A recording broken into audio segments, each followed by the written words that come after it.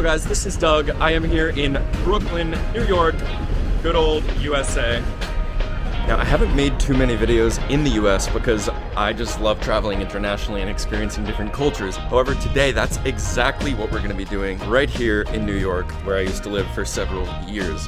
So today, we are going to one of the most unique communities here in New York, which is the Hasidic Jewish community. So I'm here in Brooklyn. I've never been to this part of New York City, and I think it's going to be really surprising and really interesting. I'm meeting up with my friend Shloime, who is part of this community and knows the community well, and he is so kind to show me around. So I'm going to be learning right alongside you guys about this very unique community that's a part of my own country that I don't know too much about. So anyway, let's go meet Shloime and let's see what we get up to. Here we go. I think it's a nice, welcoming neighborhood. The Orthodox Jewish world, we have our own music scene. 99% of the people do not have TVs in their homes. We frown upon the use of the internet. Now, I understand some people might think this is like cultish. They're entitled to live their lives. We live ours. It's called a talus. It's weird. It's like a little bit of a later economy. Rugelach. Oh, you can do this? Oh, wow. There's this idea that men and women are all the same. We don't believe that. Shloime has been to Iraq, Saudi Arabia, Afghanistan. If you're part of this community, you are not alone. These are in Yiddish, so there's not a lot of violent crime. There's almost no drug use. And every product is going to be marked kosher? Every single one. Pretty much all of the schools in this neighborhood, they only learn in Yiddish. How similar are kosher rules to halal rules? Alrighty guys, I am here with my friend Shloime. Hello. Hello sir, thank you so much for meeting up and showing me around. Thank you for coming. I really appreciate it. I'm so excited because I said earlier in the video, I've spent a lot of time in New York, but I've never come to this part of Brooklyn or this community, and it's such a big part of New York, really. But yeah, I feel like a lot of people kind of avoid the neighborhood because they don't know what to expect here, but I think it's a nice, welcoming neighborhood, and I hope you'll feel the same, but we'll know that at the end of the day. I'm so excited. And Shloime here is a bit of a local celebrity. I kid you not, we've been walking for about 2 minutes and multiple people have stopped their cars and said, keep up the good work and everything. So I first learned about Shloime from his work with Peter Santinello, who's a YouTuber who I really like. And Shloime has his own YouTube channel as well. Good to see you live. Thank you, thank you. There we go. See what I'm talking about? So he has his own YouTube channel as well. I'll link it down below and check out his work as well. Look, more people yelling. Amazing, man. So what's the plan? I'm totally open to whatever. So I just want to show you around the community a little bit. I want you to come meet some people, try some food, see some of our customs, etc. The first thing I want to tell you is that we have our entirely own ecosystem. So everything, like if you're living in the Hasidic Jewish community, especially in this neighborhood, you can literally go from the cradle to the grave without leaving the neighborhood. Wow. You don't need to leave ever. Like literally anything you might need in your entire life, there's hospital, everything is here. A lot of people do work outside, people travel, but you don't have to. And yeah, I've noticed even the school buses and everything, it's Hebrew lettering. Yeah. Hebrew lettering, yeah. So we are, I believe there's a little over 100,000 Hasidic Jews living in Borough Park, where we are right now. This is the largest Hasidic community in the US, right? I believe so. Okay. I'm not great with statistics, but it's like the Jerusalem of America. And right here, specifically these streets, from 13th and 50th until 13th and 53rd, this is like central Jerusalem. Okay. So people come from all over the world to get Jewish artifacts and religious items that can be purchased in this store called Eichler's. We're going to go inside. Eichler's. I feel like I've heard of this. It's kind of a famous spot, right? Yes, very famous spot. Okay, let's check it out. All right. Now, before we head inside, I want to talk to you guys real quick about something that I'm sure has been on a lot of people's minds lately, and that is the economy. If you've seen the news at all recently, then you probably know that inflation is through the roof and the stock market has been pretty shaky ever since COVID started. I've gotten into investing in stocks a little bit here and there, but it makes me kind of nervous to have all my investments in one asset class. Of course, I'd love to diversify my savings into different things like real estate or expensive art, but I don't exactly have millions of dollars lying around to do that kind of thing. So that is why I was super excited to learn about Masterworks. Masterworks makes it possible for everyday retail investors like you and me to invest in contemporary pieces of art worth millions of dollars. That means you can invest in art by Banksy, Monet, Basquiat, and other iconic artists for just a fraction of what it typically costs to do so. I like to think of it sort of like buying stock in a company. Obviously, I can't go out and just buy an entire company. I'm not Elon Musk. But I can buy shares in a company like Apple or Google, and then I'll benefit when the value of that company increases. And that is exactly what Masterworks is doing with art. Guys, it turns out there's a reason why billionaires love investing in artwork. The The total wealth held in art worldwide is estimated to be worth $1.7 trillion today, and Deloitte projects it to grow by another $900 billion in just the next 4 years. In fact, from 1995 to 2021, contemporary art prices outpaced the S&P 500 by 164%, and art has the lowest correlation to the stock market of any major asset class. Getting set up with Masterworks takes just a few clicks. You create an account, browse their artwork, and then can invest in any of their current offerings. And from there, you hold your shares until Masterworks sells, or you can sell your shares anytime on their secondary market. Masterworks has been absolutely crushing it so far, returning 32% to their investors in 2020 and 31% in 2021. You can skip the waitlist to the platform by clicking the link in the description below and getting started with Masterworks today. This is IFA's Judaica store. Okay. What it is basically a store where you can buy any religious article that people might need throughout their Jewish life. So there are thousands of books in English, in Hebrew, and in Yiddish. You know, the local language here is Yiddish. Right, I was going to ask you, so people here, so they speak mostly Yiddish, not Hebrew? Yeah, almost no Hebrew here. Hasidic Jews generally speak Yiddish wherever they are. Oh, hi Gershon. Nice. Welcome back. Okay, so this is Doug. Hi, how are you? Nice to meet you. Nice to meet you too. Good guy to know. Yeah, that's what I hear. Everyone here knows him. Good guys to the start. How are you? Doug, nice to meet you. Hasidic Jews are just one faction of the Orthodox Jewish community. Sure. Which means that pretty much all Orthodox Jews keep Shabbos. You know what Shabbos is? That's okay. So Shabbos is our Saturday. Got it. Okay. Where we, for 25 hours every week, from Friday evening until Saturday evening, no electricity. No technology. No technology. So if the lights are on, they stay on. If the lights are off, they stay off. So we can't cook. Gotcha. We can't use our phones. So you're eating all raw food and stuff? No. We cook food before. Before, okay. And then we'll put it in like a That's slow better. cooker. So it's already cooking. So you can, it's like you heat it up beforehand. Yep. So we have all these like mechanisms in place to make sure we can enjoy it, but also take the time to relax and detox. And gosh, I need to start doing that. No social media, no nothing. no, nothing. Yeah. Nothing. Oh. And in general, this community is not very into social media. Okay. I'd say 99% of the people do not have TVs in their homes. Really? The ones who do are probably very embarrassed about that. Wow. So Interesting. We frown upon the use of the internet. Okay. Just because the internet can be a very great tool, but could also be a very dangerous tool. We'll start with a little introduction to the store. Perfect. Thank you. One of the names of the store is the Judaica Mall. Okay. A mall has like everything in it. So we have a lot of different types of Jewish artifacts. So there's Hebrew books, there's ancient books, there's modern books, there's English books, there's Judaica items, there's toys, there's music. So there's a whole lot that the store has to offer for the variety of the Jewish community and people that are interested in Judaism. And we get the spectrum in the store as well. So we have, very religious Jews, some unaffiliated Jews, some non-Jews that are interested in learning about Jewish things. Mm-hmm. The regular local shopper who wants to come and get their regular holiday items. So the upcoming program is called Purim. The upcoming holiday is called Purim. This is probably for most people their favorite Jewish holiday. Really? Because we celebrate it by getting dressed up in costumes, giving each other gifts of food, gifts of money, and getting drunk. We love that. Yes, we do. Yes, we do. But it's once a year. We're not supposed to get drunk any other time. Really? Once a year we're allowed. Yeah, we believe Okay. that everything God created can be used in a positive way.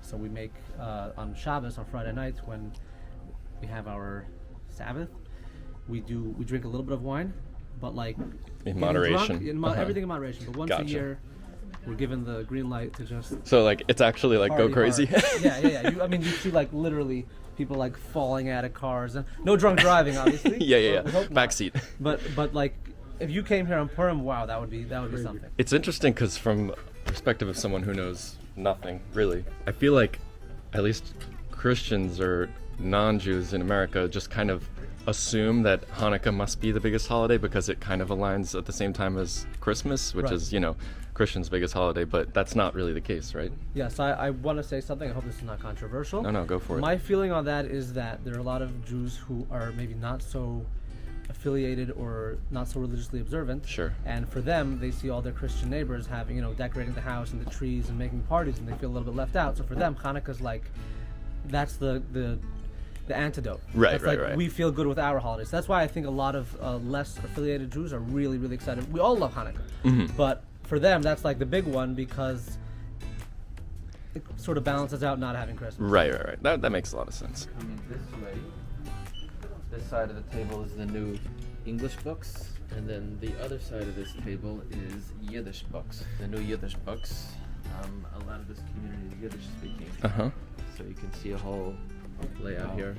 And they, okay, so interesting. So they are read from right to left, same as right to left, yes. Arabic. Well, this is interesting. So we, the Orthodox Jewish world, we have our own music scene. Okay. So we don't listen to secular music, or at least most of us don't. So there's music stars in the community. This guy right here, his name is Lipa Schmelzer. Okay, this is an album he just put out, and it's based entirely. The songs are based on the Talmud. Okay. And the Talmud was written in Iraq, in Babylon, ancient Babylon. Wow. So You've been there, correct? yeah, with him. Oh, really? So basically, he called me one day and he said, "Shlomi, can you take me to Iraq? Because I'm doing this album and I want to go there to get inspiration to write songs." So we went for a week, him and I, and that's just like a crazy experience we had. It's also we're middle of the series right now. It's coming out on my YouTube channel. I'll show you the album. That was just a fun thing we did this summer. So is it like, are you not supposed to listen to secular music, or is it just a custom kind of? So we believe that first of all, we believe that the eyes of a person are the gateway to the soul. Okay. So everything you see affects you, which is why we're careful to dress modestly. Sure. That's one of the reasons. Basically, anything that you intake, be it food, be it the things you hear, the things you see, everything affects you. So we have things that we'd like to see and things that we'd not like to see. We have things that we'd like to listen to, things that we don't like to listen to. Mm-hmm. A lot of today's music is...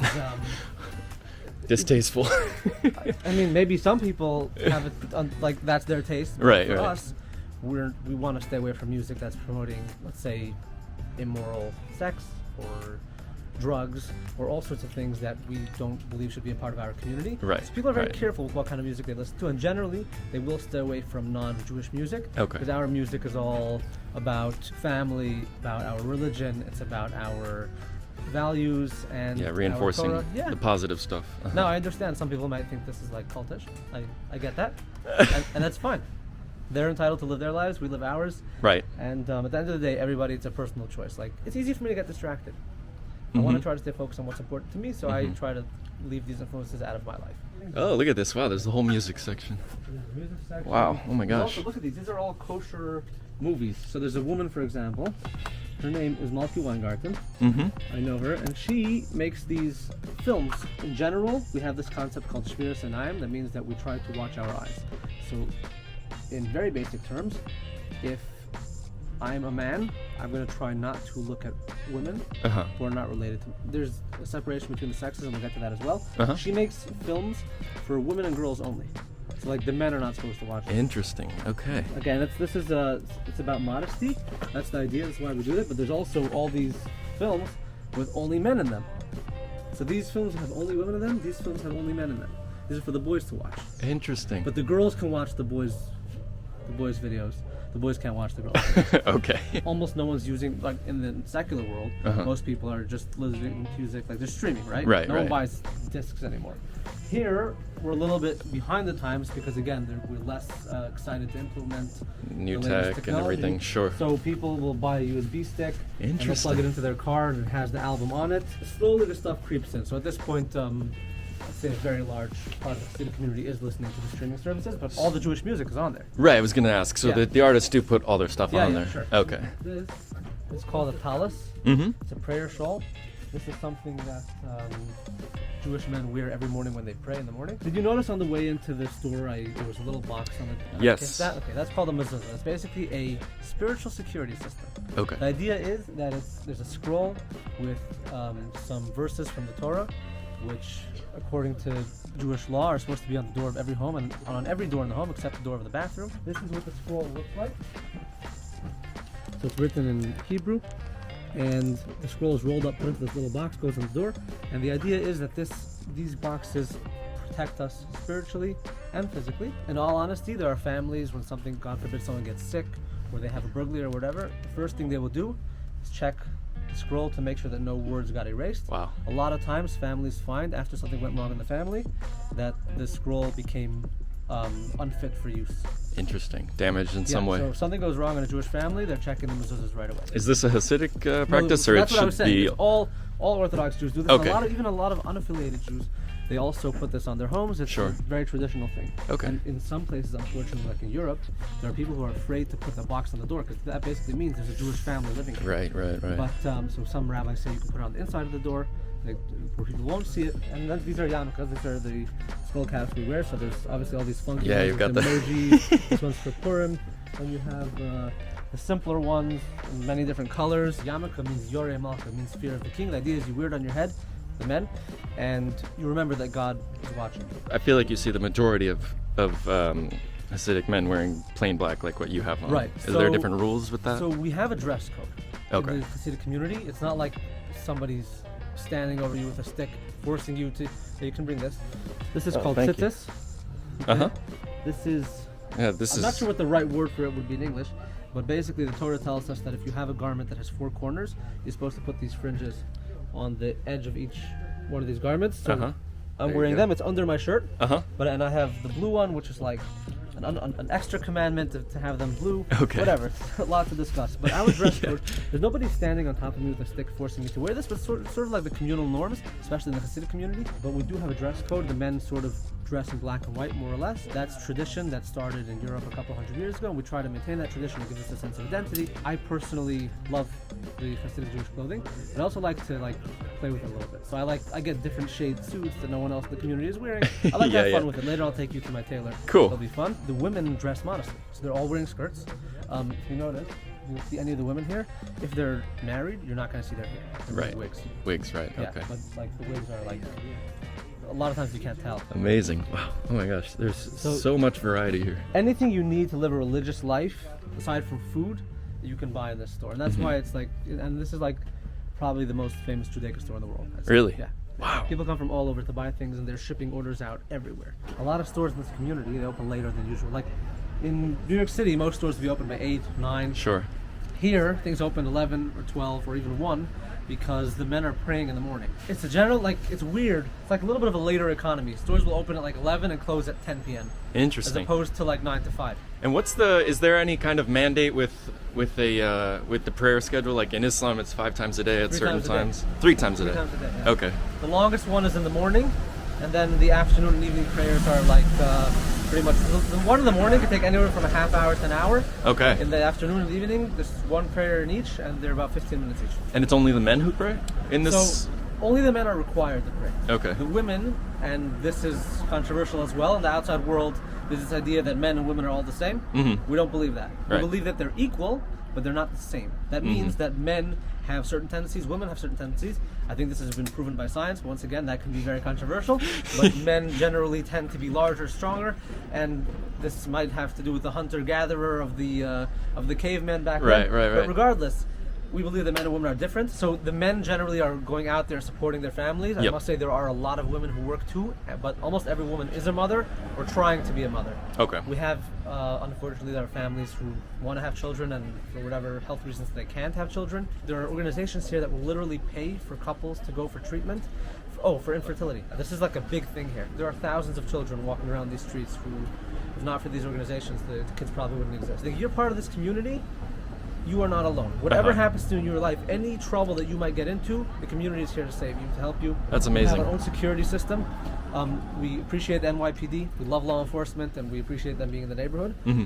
Sometimes, however, because of high call volume or whatever, the emergency services don't come right away. In our community, life is the most sacred thing. Sure. So we're always trying to make sure that everybody is safe and sound. We have our own security service. They drive around at night, they drive around during the day, they're keeping an eye on what's going on. If anybody steals or assaults someone, they will do a citizen arrest and wait for the police to come. So is this like a volunteer-based organization? Volunteer-based organization funded Amazing. by the community. Wow. We have Hatzalah, which is the Jewish ambulance service. Okay. In Williamsburg, which is another large Hasidic community, I think it was in the 1960s, there was a man who was walking down the street, and there's another older Jewish man who had a heart attack, died on the spot. Well, he didn't die on the spot, but by the time the 911 showed up, the ambulance showed up, it was too late. Right. This guy said, never again, we're not doing this again.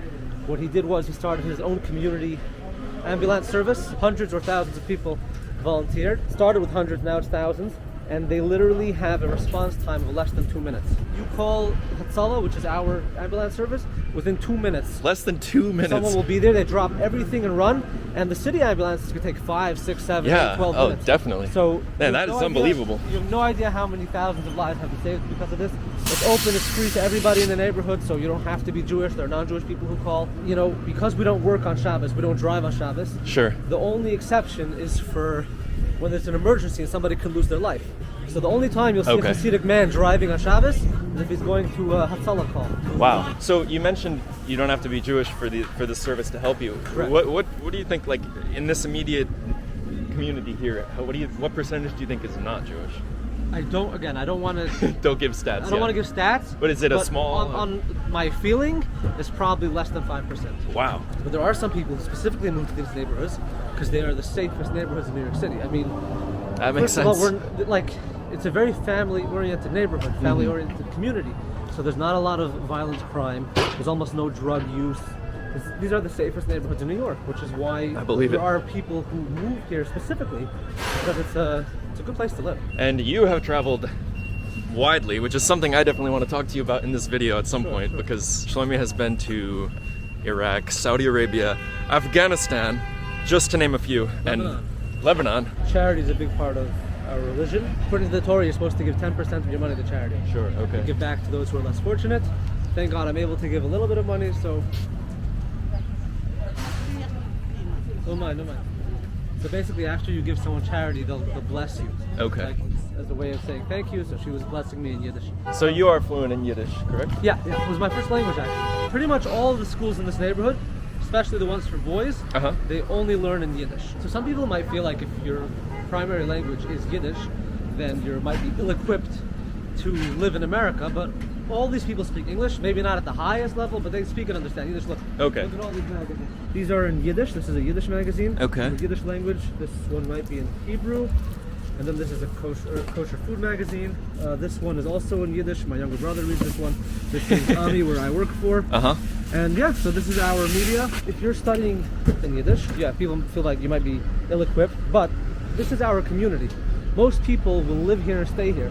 So Yiddish is very important for them to learn. And they also pick up English. In my entire life, how many American Hasidic Jews did I meet who didn't speak any English at all? I can count on one hand. I mean, you must have, if you don't, you must really have to stay in this community like you were saying. Yeah, but once again, even like for whatever reason, and I can't understand, I don't know why that would be, that someone wouldn't pick up any English. Even if that happened, you're surrounded by 100,000 other people who are your friends and family who do speak, and they can help you. Every single product in this store is kosher, certified kosher. It means that the rabbis put a stamp on the product that it's kosher. So we're in a kosher grocery store here. Right here. This is the kosher, one of the kosher symbols, which means that this product is certified kosher. And if you're a kosher observant Jew, you can eat the product. Are most of the restaurants in this neighborhood kosher 100% as well? All of it, yeah. Oh my goodness, I love this. You know what these are? Ruglash. Did I say that right? Rugelach. Rugelach. Oh, you can do this? Oh, wow. A little bit. See, that's where your 9% Jewish comes in. Exactly. I was telling Shloime I took a, my family is mainly Irish Catholic and mainly Irish ethnically, but I took a DNA test a couple years ago and 9.1% Ashkenazi Jew, which I was surprised about. But apparently my grandma's grandma comes from the Hungarian Jewish community there somewhere in Eastern Europe. Everything's kosher here. There's certain products you will never find in a kosher grocery store. No ham. No ham, of course. Yeah. We don't eat anything that comes from a pig. No shellfish? No shellfish, correct. The fish has to be kosher, which means a kosher fish is a fish that has fins and scales. Okay. So there's a lot of variety in that. How similar are kosher rules to halal rules for Islam? Halal rules are very different. So first of all, kosher does not allow us to eat meat and milk together. Right. So when you say not together, is it not on the same food item or not in the same meal or same day? It's really strict. Okay. It's if you eat something that's milk, like something dairy, you wait after you're done eating, you wait a half hour until you can eat meat. Interesting. But if you eat something that's meat, you wait 6 hours until you can eat dairy. The idea is that the meat takes longer to digest than the dairy, so you don't even want it mixing together in your body. I see. Not only that, we have separate sets of dishes. You won't put anything meaty on a dairy plate. So every religious Jewish home has 2 sets of dishes. I remember that from some of my friends in college, yeah. Really? Yes. Okay, not only that, We have separate sides of the kitchen. Most families have separate sinks. Like in my home, we have 2 separate counters, one for the milk, one for the meat. Okay. So that's very serious separation. Yeah. Wow, so cool. And every product is going to be marked kosher? Every single one. Wow. And there's tens of thousands of products. Yeah. We have our own food brands. Yeah, this has the text. Is that Yiddish? That's Hebrew. Hebrew. So Okay. Yiddish is also written with Hebrew lettering. It's the same Right. lettering but different language. Okay. So this one has a few different rabbis signed on that one, so it's like super kosher. Interesting. Not only that, when it comes to like chocolate, for example, the milk we use, the rabbi has to be there supervising the cows being milked. Interesting. So Man, so much stuff I never this knew. is dairy, so this tells you the product is dairy, Mhm. and it's Chalav Yisrael. Chalav Yisrael means that there was a rabbi standing there watching the cow get milked. Amazing. Thank you. A lot of the local brands that you would recognize, for Sure. example, Gatorade, has the supervision. So they're even Interesting. paying these massive international companies to make sure that the rabbis can come to the factory, supervise, and if the product is in fact kosher, it gets supervision. So we drink Coke. And that's on all of these All products. Gatorade It's in not the United certain. States. No. Okay. In the United States, all Gatorade should be kosher. Again, if you're watching this and you don't know the laws of kosher, make sure you check that it has the supervision. But look, Snapple, a lot of Snapple, and probably all Snapple is kosher. But here, there's some kosher. Oh my goodness. I've always seen these symbols and just kind of wondered what they are. Right, so That's amazing. What it means. Wow. Obviously, all fruits and vegetables are kosher. Sure. By design. Automatically. However, leafy vegetables need to be checked for bugs. We don't eat bugs. Right. Okay. So- So they'll inspect it very carefully, huh? Very, very carefully. It's like triple washed. Let me give you an example. I don't know where the prices are, but like a bag of lettuce like this, 7 ounces. Let me ask you how much it costs. $6.89. So Wow. only $7. Oh my gosh. And this store is not any more expensive than anywhere else. It's just simple because the lettuce has to be washed and checked and whatever. So we pay a price for everything. Sure. Man, I'd like to think all lettuce everywhere has been inspected for bugs. Certainly is not. And if you take Yeah. if you look at lettuce under a magnifying glass, You'll find probably stuff. will not be happy with what you see. Oh, lovely. All right. Well, I'm never looking at lettuce I buy the same. Good for you. Ignorance Thank is you for bliss. that. Yeah, exactly. So we are heading back to SHLOIME'S car now. You're very kind to help me get around here in your car. It's my And pleasure. thank you, man. Thank you. This is amazing. Seriously, this is just unbelievable that this is in New York City. Yeah, it's really like another world. Yeah. I say this all the time. It's like if you're going scuba diving and you're above the water and you see the sky and whatever, the beach, Yeah. and then you go under and boom, there's all these fish and corals. The whole nother world you didn't even know existed until you got down all there. you need to do is stick your head under the water. And I said during the little intro clip that I made before we met up, I was like, I typically focus on international because for me, I just get the most personal fulfillment out of these really different cultures and languages. Right. And it's just insane to me that this is the same exact thing that I can find right here in my home city, essentially. Yeah, and honestly, It's amazing. I encourage people, please take the plunge, come to the neighborhood. Mm-hmm. I hope people will be welcoming. I can't guarantee it. If they feel threatened, because of our history is, we're very proud of it, but it's also a very sad history. And we've been Persecuted. burned and persecuted, and a lot of bad things happen to the Jewish people. So they're a little bit skeptical of outsiders, but once they trust you, you're going to be very welcome, and you're going to have a great time.